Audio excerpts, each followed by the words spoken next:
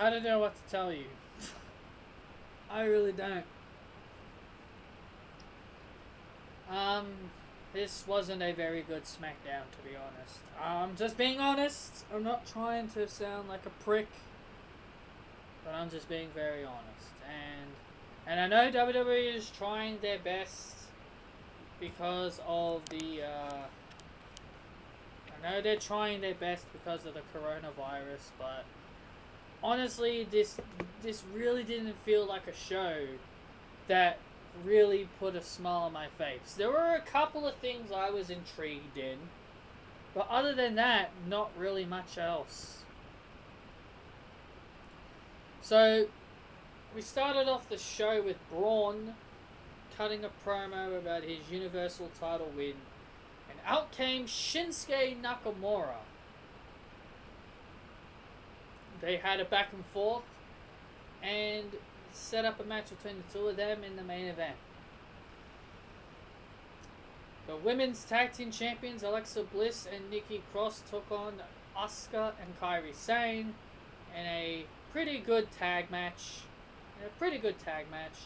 And Alexa and Nikki retained, with Nikki Cross pinning Kairi Sane with the swinging neckbreaker. I honestly hope they send Kairi Sane over to SmackDown without Asuka, because I think Kairi and Asuka are better off on their own. Miz and Morrison, hey ho ho, had a dirt sheet, and then it was interrupted by New Day and the Usos. And by the way, Miz and Morrison started singing their hey ho ho song. But before the Usos and the New Day interrupted by announcing that next week we're going to be getting the exact same match at WrestleMania. But this time it'll be Big E, The Miz, and Jey Uso. Do we really need that?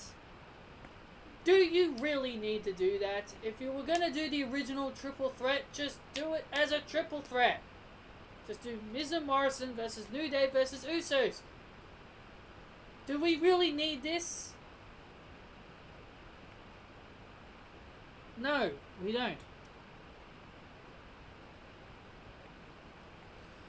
And then out of nowhere, they make an announcement that the Forgotten Sons from NXT, Jackson Riker, Steve Cutler, and Wesley Blake, Buddy Murphy's former tag team partner, Wesley Blake,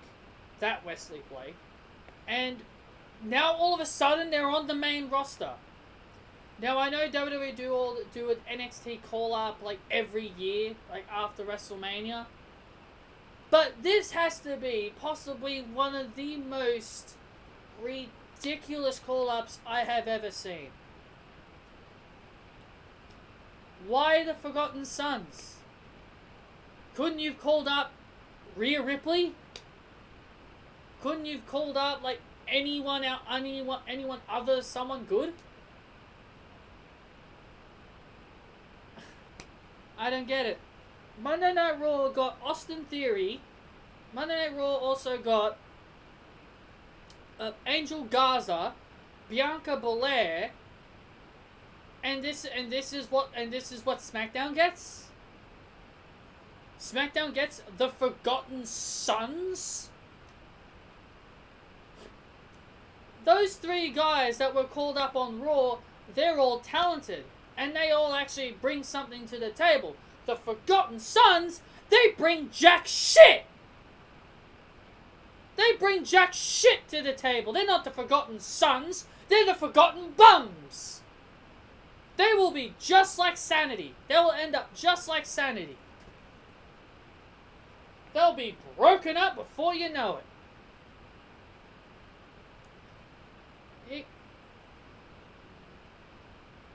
We also had a match between Dolph Ziggler and Tucker. Didn't care about this. Dolph Ziggler got the win. And then, and here comes one of the best things on the show. Sasha and Bayley came out, and Bayley bragged about her title win and talked about how... And notice how she went from, I'm the best, to we are the best. Like, Bayley quickly changed the subject. She was about to say, I'm the best, but then she quickly changed the I to we, as like her and Sasha.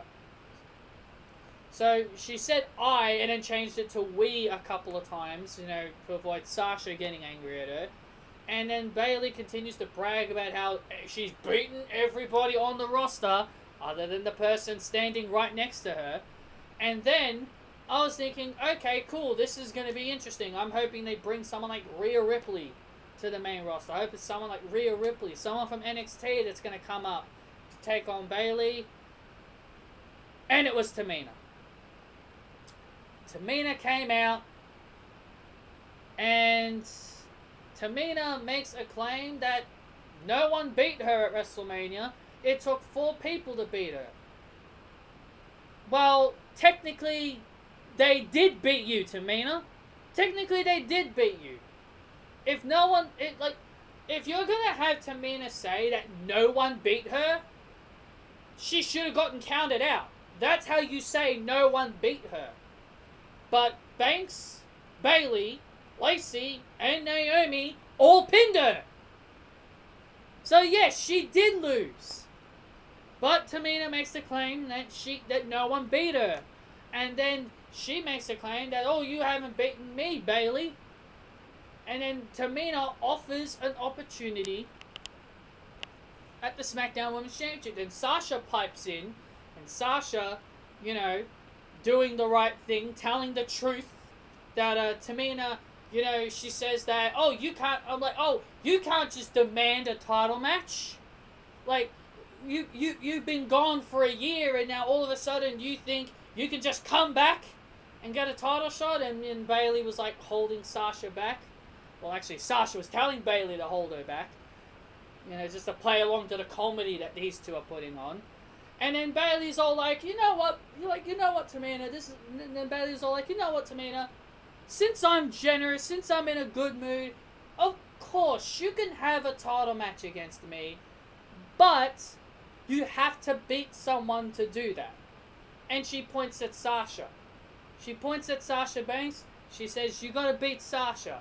And then Sasha had that look on her face. She's like, really? Really, Bayley?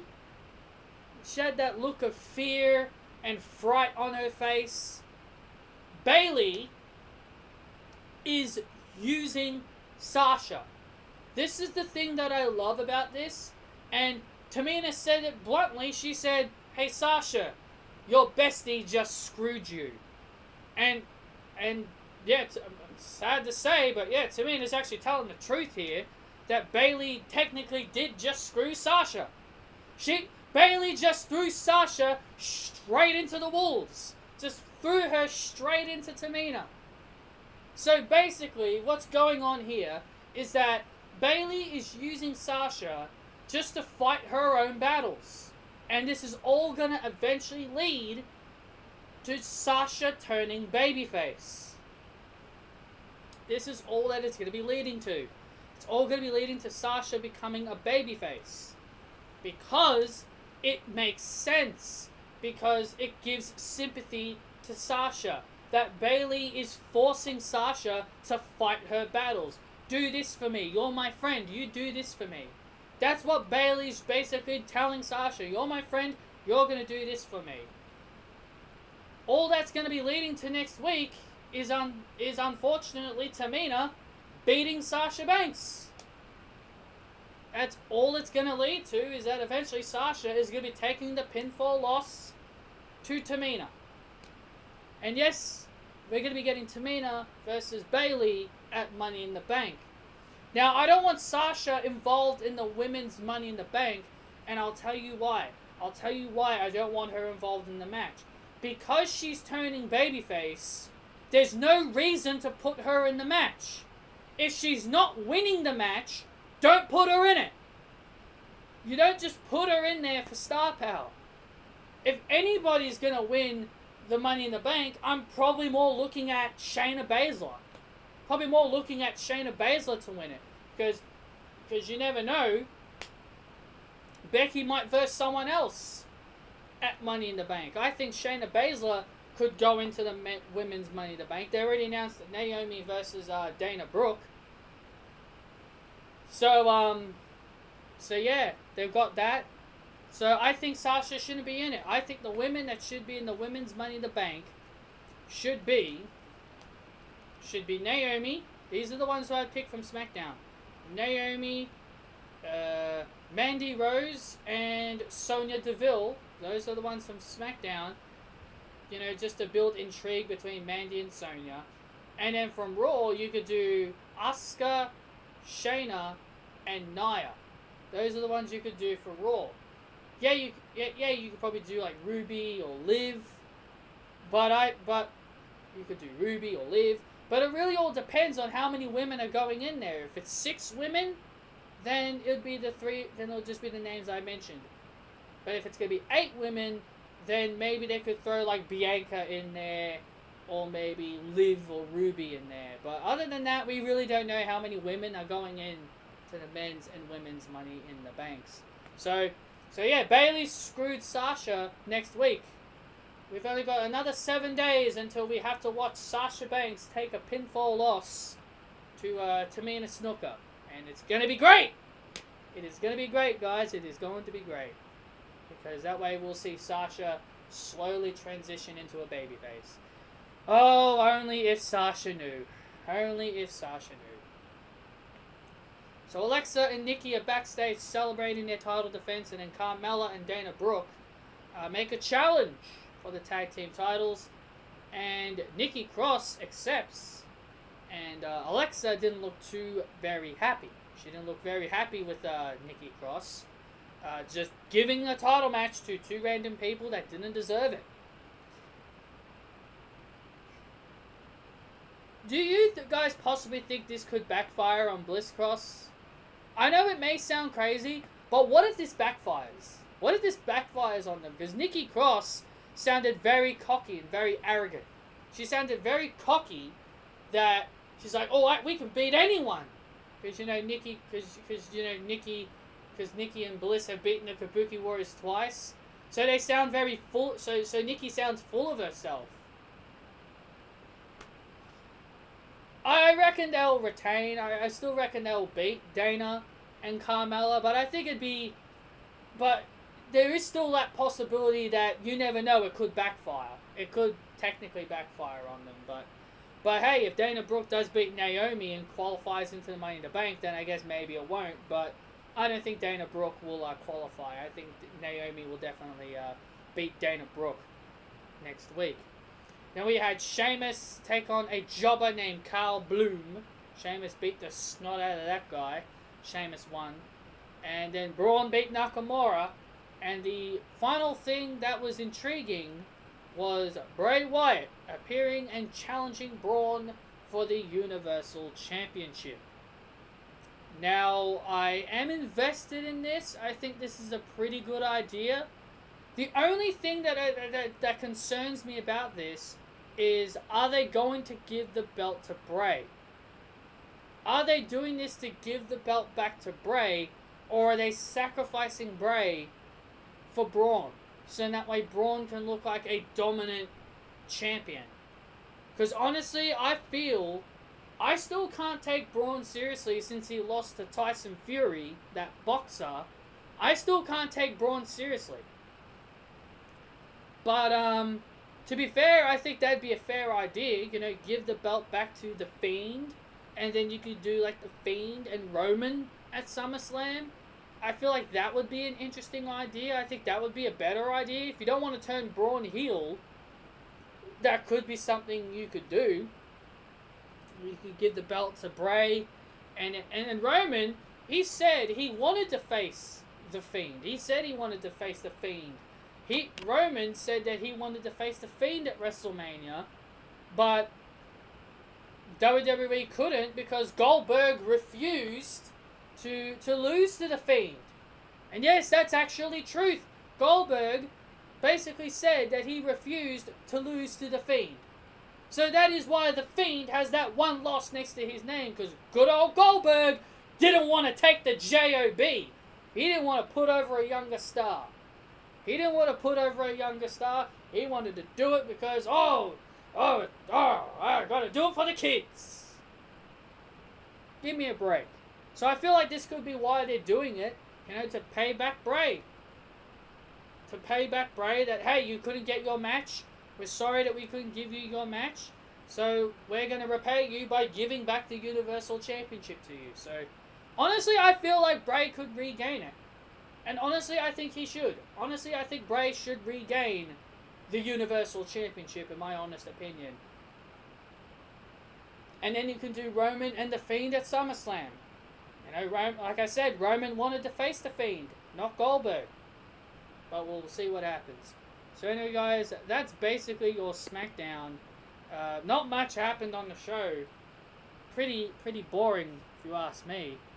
Next week, we're going to be hearing an explanation from Sonya. That she'll be explaining her actions to Mandy, Dana and Naomi in a Money in the Bank qualifier. And Sasha will unfortunately be taking a big fat loss to Tamina Snuka. Right? But hey, they could surprise me. Who knows what they do with that match. The women's stuff is still intriguing. The women's stuff are at least keeping me invested and keeping me interested into what's going on.